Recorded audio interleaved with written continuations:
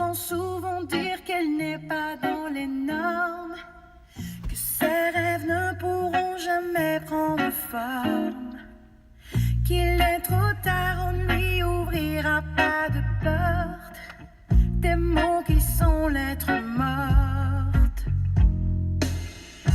Et elle poursuit sa route, elle refuse d'être victime de doute. Elle se souvient très bien que sa mère lui disait: qui ne risque rien à rien, poursuis ton chemin, c'est toi qui guides le destin, qui le tient dans tes mains. Pourquoi attendre à demain?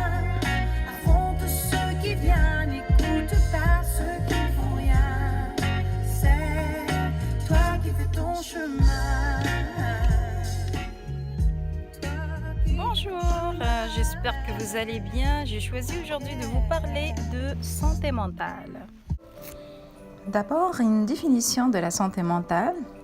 Alors, selon l'OMS, c'est un organisme mondial de la santé mentale.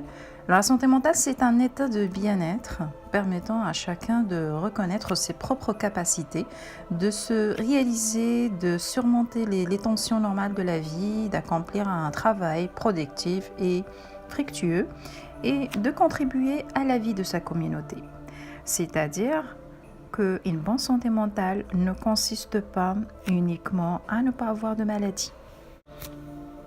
La maladie mentale, quant à elle, se définit par des changements qui affectent la pensée, l'humeur ou le comportement d'une personne et aussi la souffrance.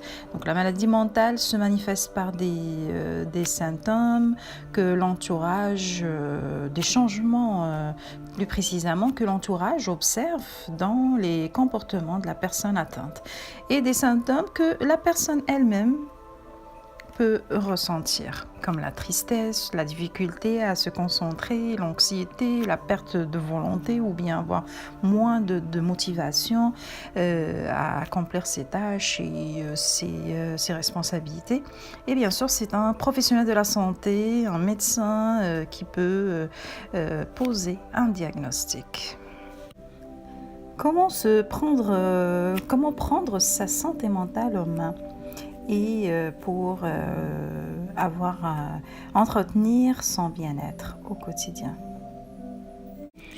Alors, d'après Dr Mikhail Litvak, c'est un psychiatre connu mondialement, d'ailleurs c'est le meilleur psychiatre au monde et bien sûr sans aucun doute c'est l'un des psychiatres les plus connus et les plus réputés dans le monde.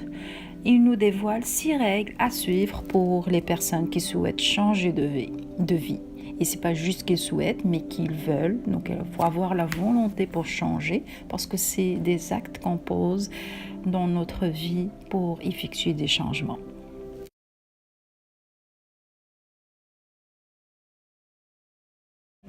Alors, le premier élément, c'est que le bonheur résulte d'une vie bien organisée. Et oui, le bonheur n'est certainement pas une science, mais il est tout de même plus facile de le provoquer et de l'attirer vers nous si nous menons une vie relativement bien organisée. Et d'après le psychiatre Mikhail Litvak, il est important de s'occuper et d'être énergique et motivé pour expérimenter ces sensations de bien-être et de sérénité tant souhaitées. Ces sensations n'apparaîtront pas toutes seules du jour au lendemain.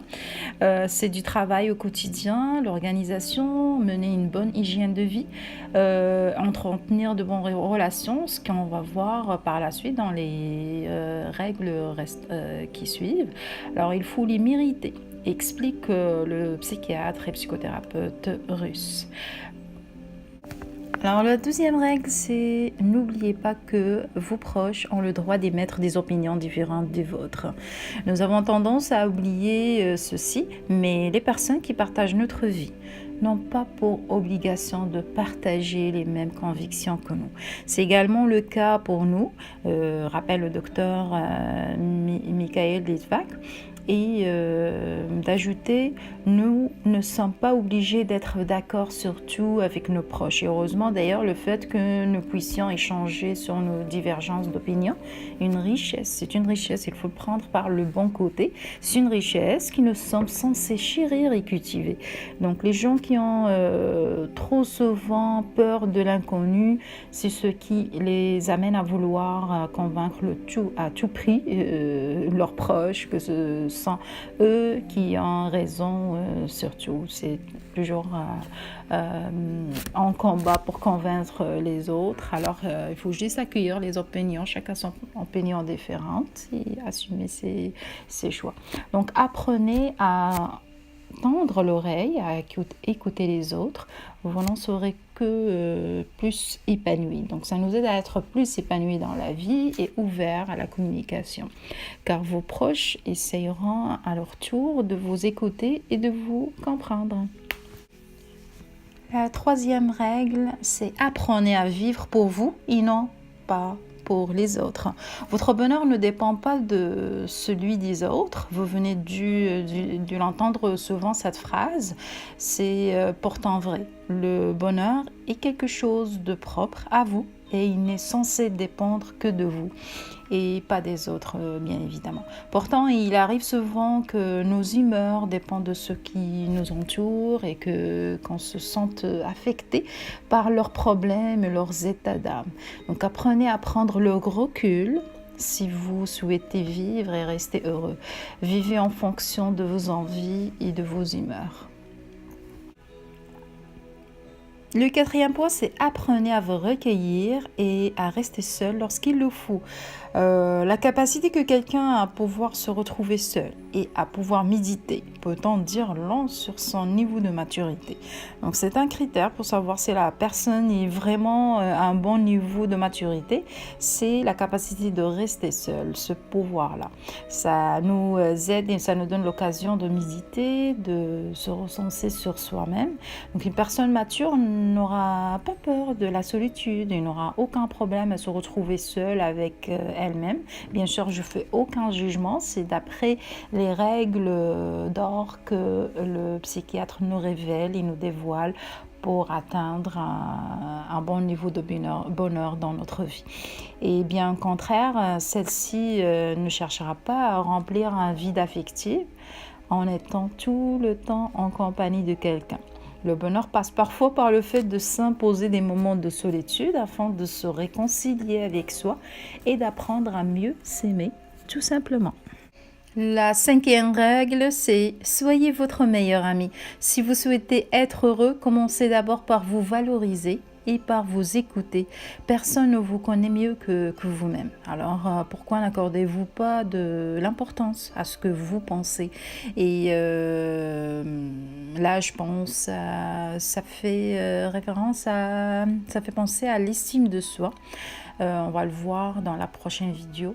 Alors, pour quelles raisons ne prenez-vous pas le temps nécessaire pour vous écouter et pour vous rassurer et vous valoriser par vous-même?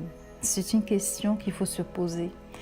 Pour quelles raisons ne prenez pas le temps nécessaire pour vous écouter et pour vous rassurer et vous valoriser par vous-même?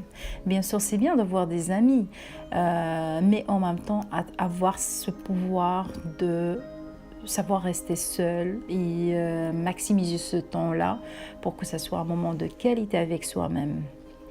N'attendez pas des autres de le faire à votre place. Faites-le pour vous-même, pour vous et pour votre bien-être. La 16e règle, c'est « Réussissez et la rancœur disparaîtra ».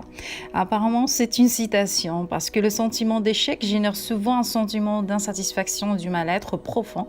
Donc, il arrive souvent que nous rejetions toutes nos fautes, nos défaites sur le dos des autres personnes qui, peut-être, ils ont eu la possibilité de nous causer des torts et du mal à certaines époques de notre vie. Donc, apprenez à pardonner et lâcher prise. Il ne sert à rien de ressasser le passé, de vouloir tenir pour responsable de nos malheurs les autres personnes qui ont dû nous blesser. Donc la seule chose que la rancœur provoque et fait naître en nous, c'est un sentiment de haine qui par la suite difficile de se défaire dès lors qu'il nous habite.